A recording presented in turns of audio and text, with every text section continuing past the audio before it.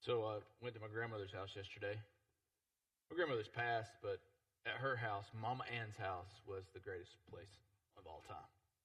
So I carried my kids, the two I had, up to my mom, and they were swimming. And my grandmother said, "I'm pulling out of the driveway," and I was just reminded of what is there at the entrance of my Mama Ann's driveway. Were these two? One's dead now, been cut down, but there's one that's still living, and they're cutting away at it. These two gigantic, enormous, jolly green giant pine trees. Anybody ever seen a pine tree like that? Allow me to go a little further, right? It's not just a yellow pine or southern pine like we see that's up tall. It looks like a gigantic Christmas tree, a pine tree that's like a Christmas tree. It's probably 80, 90 feet tall at this point, and just these branches that start out and then go up, and then as growing up, those branches, there were branches all over it, just covered it, and just made this canopy down all the way, touching the ground, and just this bed of pine straw underneath it. And the trunk was so big, it's so big now that three men can't wrap their arms around it. It's huge. And then there are branches on it that are this big around that we could literally lay on and crawl on. And just as a kid, that was what we did at Mama Ann's house, right? We went to Mama Ann's house, and we were there a lot. You know, it's kind of the family compound. We're all around there, and Mama Ann is the matriarch, and everybody wants to go to Mama Ann's house. And every Sunday afternoon after church, we're eating lunch, and then the kids we're out the door to the big pine tree and hanging out there in the fort and the refuge, just totally protected and isolated from the outside world. No rain could even get through it. Nothing grew under it. It's just massive. And I think about that tree. You know, I have this fascination with trees for some reason. I know we've talked about this before. But there's this fascination about the majesty and beauty of a tree that big. You know, that tree started as a 10-footer that my dad, in order to, keep the ma-in-law happy, would put bows on at Christmas time. That's why it was bought. But then it turned into this massive staple that is my grandmother's house. It's a memory, a place of imagination, a place of refuge, of shelter for me and my cousins. It's a generation of life. That's what a tree represents. Psalm chapter 1 is where we're going to be today. And the psalmist gives us a metaphor, and the metaphor is a tree. So, that tree that my grandmother had, it's been growing for at least 60 years. And a pine tree, that's a really long time. It's there, and, it's still hanging on, and we're trying to keep it, like hiring people to come out and trim the dead off of it just so that we could still see that tree. But what is it that makes a tree that great, that huge, to live a life like that? I've tried to emulate. You guys are aware. The first service reminded me that I've talked about trees quite a bit already. But this winter, I went out and dug up 100 tiny pine trees. Right, when on the side of the road, I'm pulling them up. And I'm like, bring them back to my house and plant them in my giant pasture to try to get trees to grow like Mama Ann's. And every one of them died. It's terrible. I'm very, very bad at trees. But what is it that makes a tree become that? What is it that leads to that place? And that's how I want us to think today. You're the tree, or potentially you could be the tree. What is it that makes a tree grow in that way, become that kind of legendary monument to God and a monument of shelter and refuge to the world around it? I think there are two things. One, it takes time. It happens over a long period of time. No tree grows overnight. And two, it requires the right kind of soil, right location. It has to be planted in a certain way, in a certain place. Psalm chapter 1 is an introductory psalm for the entire book of Psalms. So for the other 149 psalms, this is the preface. This is the introduction. This helps us understand the terms and why these songs are given to us. These are songs that would have been sung by Jesus, some of them written by David, not all of them. When they didn't have projectors and new songwriters, these were the songs. We're going to be in the Psalms for this summer, just kind of working through these Psalms. But I'd ask you this question: how do you become that type of tree? Legendary, monument to the glory of God and for the good of the world around you. Psalm chapter 1 is going to give us that answer. Give us the answer to life, why we're here. Blessed is the man who walks not in the counsel of the wicked, nor stands in the way of sinners, nor sits in the seat of scoffers. But his delight is in the law of the Lord, and on his law he meditates day and night. Here we see the answer. How to become a tree. How to become a great tree. How to become a tree that's a place of refuge and inspiration, a place of glory and magnitude to God. He gives you some don'ts. He starts with the don'ts. Don't be this. Blessed is the man who does not walk, sit, or stand, or sit. So 3 verbs describe this progression, this movement of people toward a certain place. Place is bad. I want you to think about this walk, sit, stand. It's very fascinating to me, and I probably will nerd out a little bit on you, but these verbs are conveying a certain level of comfort that you and I have about situations and circumstances, any really. So we're in the car shopping mode, right? I talked about that last week. Got one about to turn 16, so we're looking at cars. And so I dropped them off in Atlanta Tuesday. And so then I go down to a dealership. I'd found a car that I thought I might want to look at. And so we go and look at it. So what do you do when you pull up the car dealership? And I'm driving the church van, right? I'm the redneck driving the dual-wheel church bus, and I'm backing into the Land Rover dealership. It was awesome. So me and all my crew get out at the Land Rover dealership. There's a $170,000 Range Rover right there, and I'm driving the $5,000 church van. Anyway, so I'm not going to buy a Range Rover, obviously. So I'm walking out there, and we see the car that I looked at online, right? So we walk to the car. And you do it too. You walk to the car, and then you stop and you look at the car. Look at the price tag. Look at the mileage. And then you do this, don't you? Right? So you walked, and then you've stood. Then what do? Wonder if it's unlocked.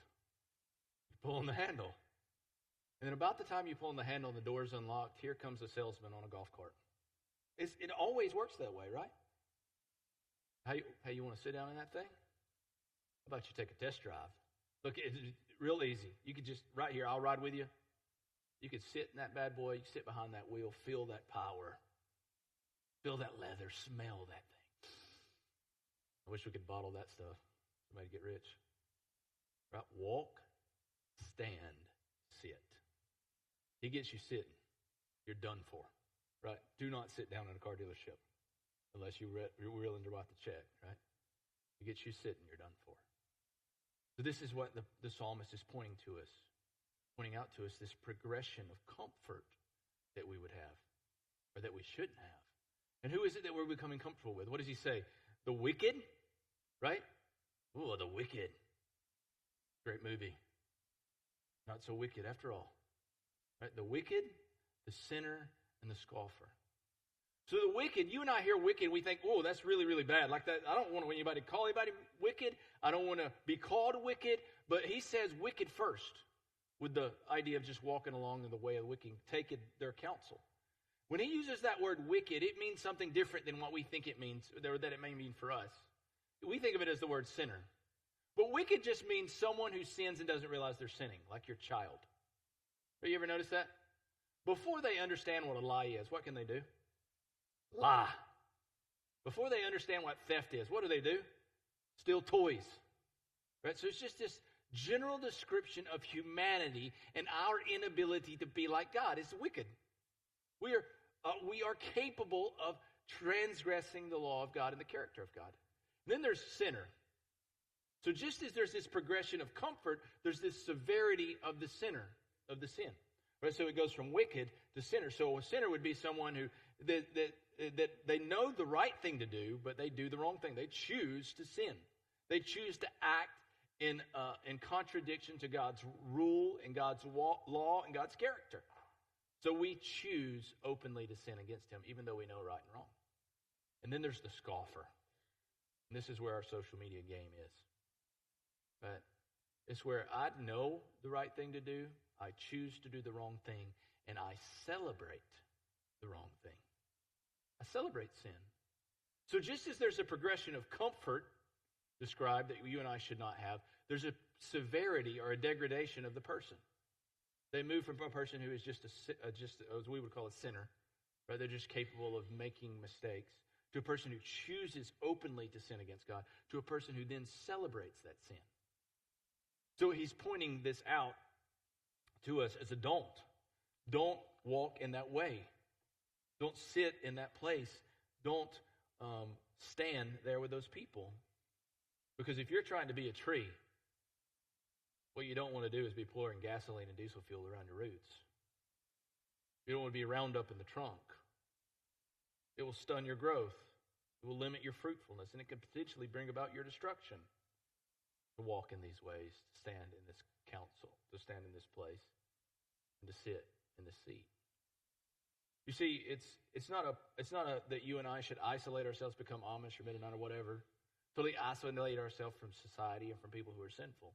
The fact is, we cannot do it. It's not exactly possible.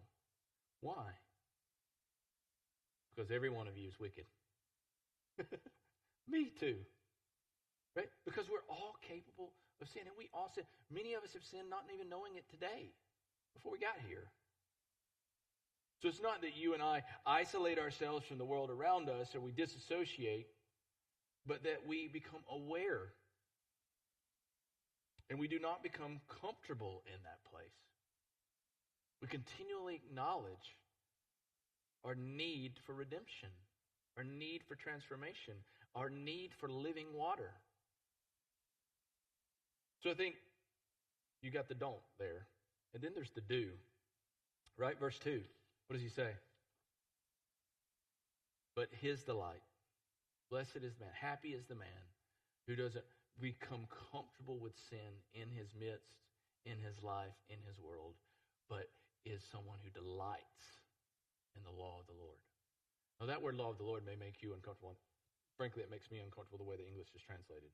Because when I hear the law of the Lord, I think of the rules. Right? And the rules are a part of it, but it's not exclusively the rules. When I think of the rules, I think about, murder and covetousness, theft and lying, dishonoring your parents, stealing, all those things. And those things do not feel very delightful to me to think about those things. A person who focuses on the rules all the time is a miserable person to be around, aren't they? Right? You got a spouse like that? I happen to be a spouse like that. So what is it that he means when he says law of the Lord? Well, he does mean the law, the rules, the Ten Commandments, the book of Leviticus. But that word actually is Torah in the original Hebrew language. So do you know what the Torah is? Many of us do, right? The first 5 books of the Bible. Genesis, Exodus, Leviticus, the law. Deuteronomy, the speeches, the sermons. Numbers, the census. So all of this, he's saying, I have my context of the Bible that he had at the time that the book of Psalms was written, or that first psalm was written. He says, I am meditating.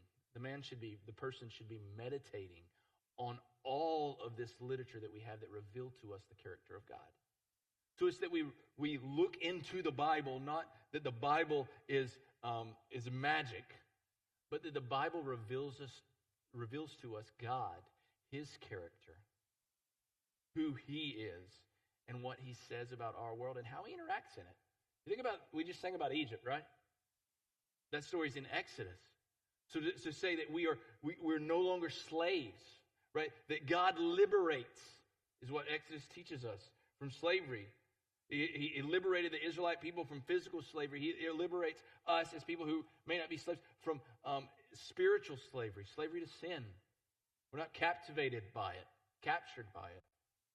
So we are meditating, delighting on the character of God, on knowing God.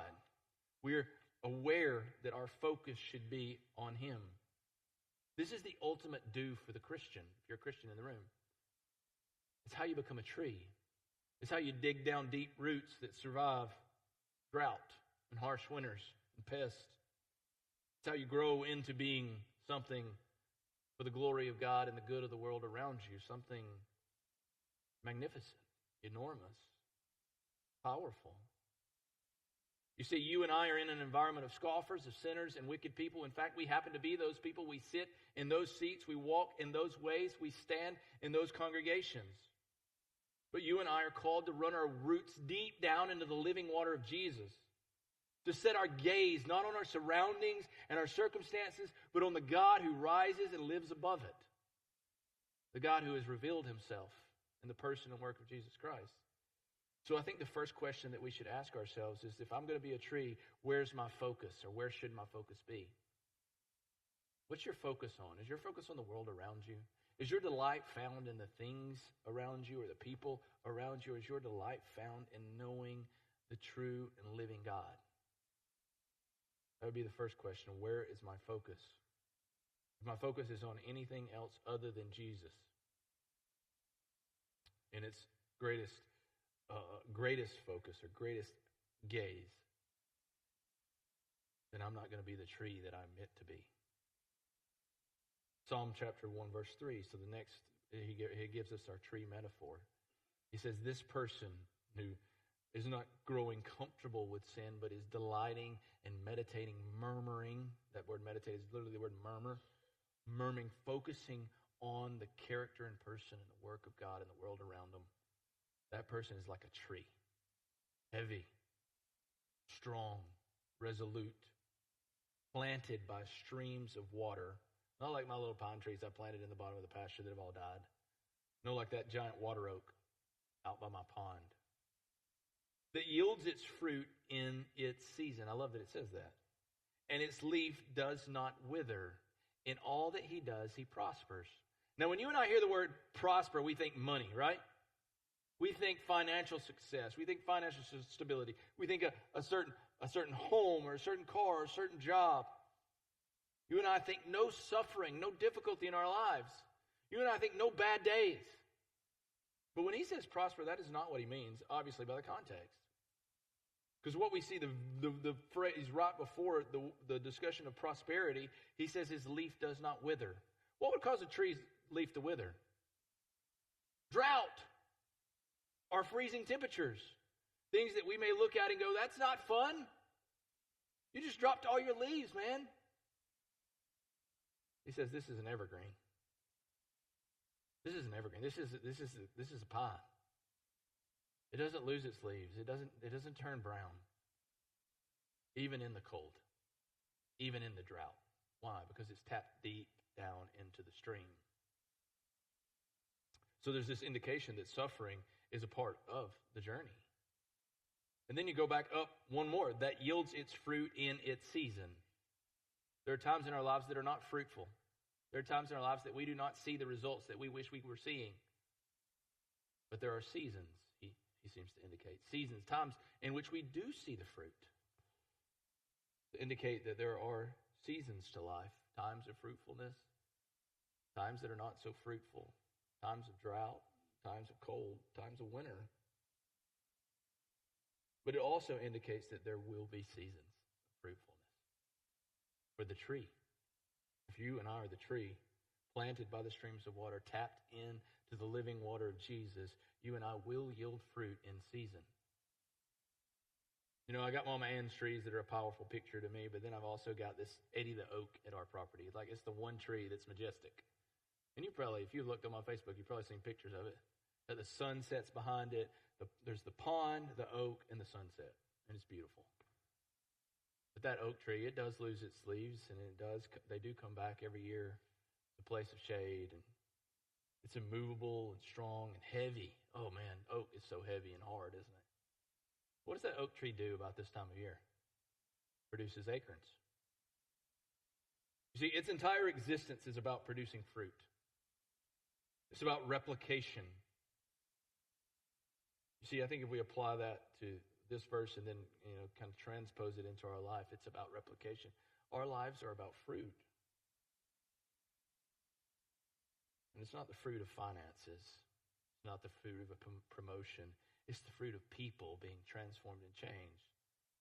People being inspired. People moving from being scoffers to blessed men.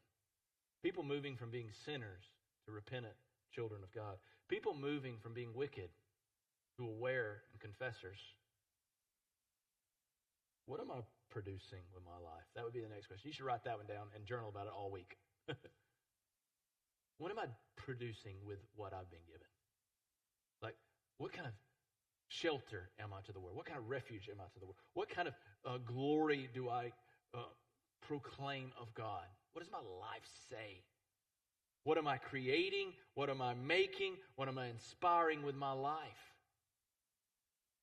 You know, when I think about that question, what am I producing with my life? I think about my kids. And it's not just my kids, but those are the things that I love the most, right? Am I producing ball players or good students? Yes, I am producing those two things. Am I producing people with good work ethic? I think for the most part, at least a couple of them, seem to have it, seem to press into it, seem to respond to it. But am I producing people for the glory of God? Am I producing the blessed man? Am I producing little saplings that grow up to be oaks of righteousness? And am I producing it here? Right? Am I producing it with my life every day of the week? What am I producing with my life? I think that would be a great question to just ponder on for the rest of the week. And then the psalmist finishes. Now he takes a bit of a transition here. So he's described the blessed man as this tree of righteousness. But he doesn't necessarily declare that man's righteous. But now we're going to get into verses 4 through 6, and he's going to bring up the wicked. Or the people that are like weightless is literally kind of how the picture. Right? A tree log, a big oak log just so heavy, or a big pine log just so heavy that no one can lift it. And then he says this of the wicked. The wicked are not so. They are like chaff that the wind drives away. But it doesn't always seem like that, does it? I love that. We should acknowledge that, right? Life doesn't always feel that way. It seems like the people who do wrong get the best results. You ever felt that? Or the person who cheats never pays the consequence for the cheating. That's what it feels like. But the psalmist goes, no. Though life may feel that way, understand this is reality. Weightless, like chaff, useless, that the wind drives away. And then he's going to go back to his verbs. Therefore, the wicked will not stand in the judgment. They can't stand up under the weight of it. They're chaff crushed, nor sinners in the congregation of the righteous. And so now he's bringing about this idea of righteous. For the Lord knows the way of the righteous, and the way of the wicked will perish. Now, which one are you? Which one are you? Chaff or tree? Wicked or righteous? Good or bad? Holy or unholy? You're wicked. And nothing you can do, no amount of goodness, no amount of growing into the biggest tree that's ever lived, the great sequoia, redwood, can change that. You see, oftentimes you and I, when we think of righteousness, we think of a person who is better than our neighbor. A person that's doing pretty good. They're a good parent. They got it together. They're in church.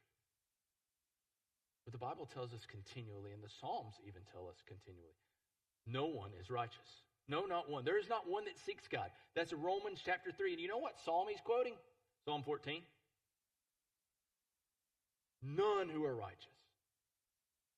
Then Isaiah tells us what the whole story's about. Isaiah 53. You know that one, right? 53:11. Flip over there. Go on. Let's go. Flip over there. Isaiah 53:11, that whole suffering servant, Jesus, it was for our transgressions. He was crushed for our iniquities. Upon him was the chastisement that brought us peace, and with his stripes we are here. That whole verse.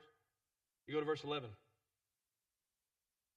Out of the anguish of his soul he shall see and be satisfied. By his knowledge shall the righteous one, my servant, make many to be accounted righteous. You see, righteousness is added to the wicked. It's not that the wicked cease to be the wicked or the sinners cease to be the sinners. It's not that they cease to be the scoffer. No, you and I will continue to struggle with that until the day we die. But it is clear that Jesus was the one who was righteous, the one who was perfect, the one who was holy. Isaiah 61. So flip over to Isaiah 61, another prophecy about Jesus. Isaiah 61, verse 3.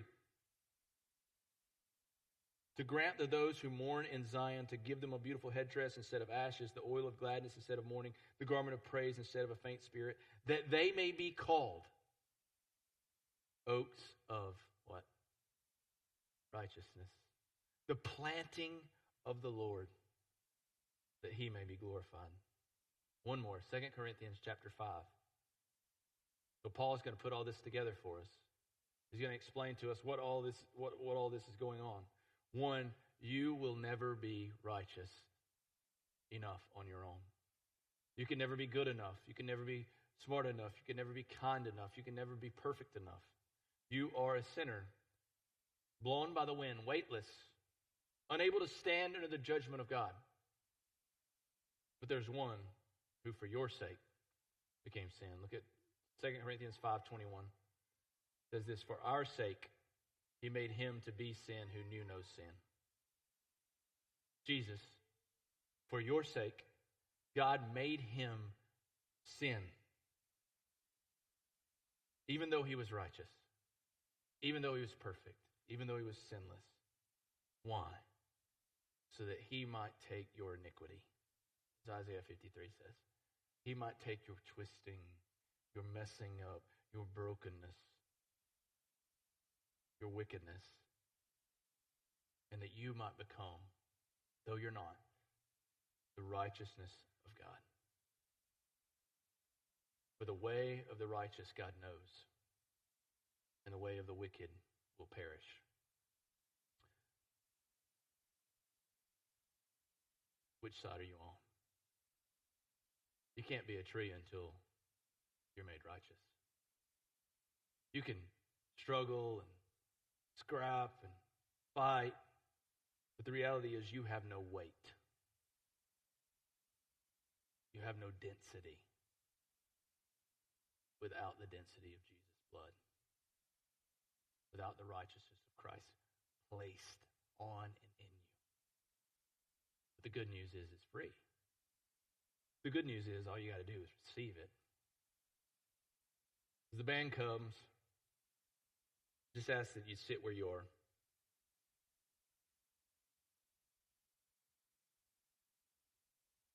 You can just bow your heads and close your eyes there. We'll start with the Christian, the person who has received Christ. What kind of tree are you becoming? Where's your focus? What are you producing? Those would be questions. For those of you who are here, and maybe you're here today and you're trying to learn and trying to understand, I want you to tell you, it can get really complicated, but it's really, really simple. It's not easy, but it's simple. You say you're sorry, and you ask him to save you. You ask him to forgive you and change you.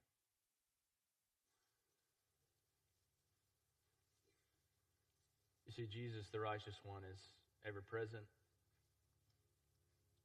He's kind, gracious, he's gentle, he's lowly.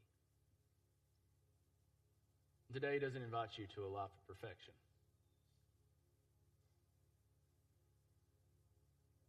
You may be a gnarled up, pruned up, twisted up tree. But he invites you to be his tree. Be tapped in to his living water. That you'd face suffering. You might even face a limb cut off. But that you'd be a monument to the glory of God and a refuge to the world around you.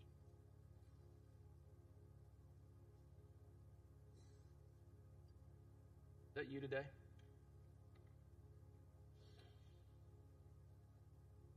If you're feeling that, if you're thinking that, consider it this: God is speaking to you. And right here today, he wants to save you. He wants to plant you in a new way.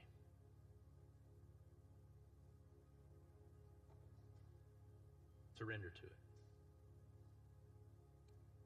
Jesus, I know I'm a sinner. You can tell him the way you've sinned. I'm sorry I did it. Save me. I believe you're the only one who can. that simple. You surrender to it.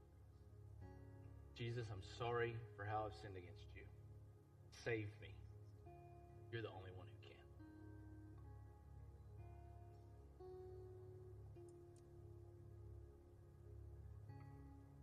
If that's you today. There should be a card in the seat back in front of you. Grab it, write your name on it, mark. I prayed to receive Jesus today. Put it in the offering plate when we leave. Or I'm going to be up here standing in a corner. You can come and talk to me. I'll pray with you. I want to help you.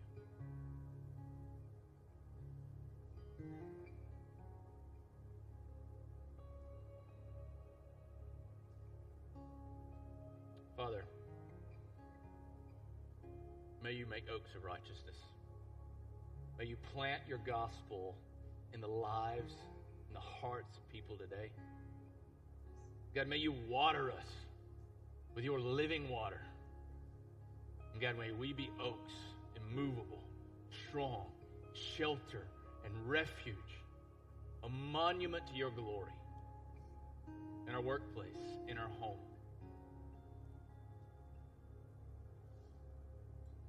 Your name, Jesus. Because you went to the tree, Jesus. Amen. Let's stand. This is a little different end of the service song. It's a song of praise. A song of rejoicing that God has good plans for you. He does. Would you just praise him for the planting he's done in your life? If he just did it today, you just respond and worship to him. Let's sing together.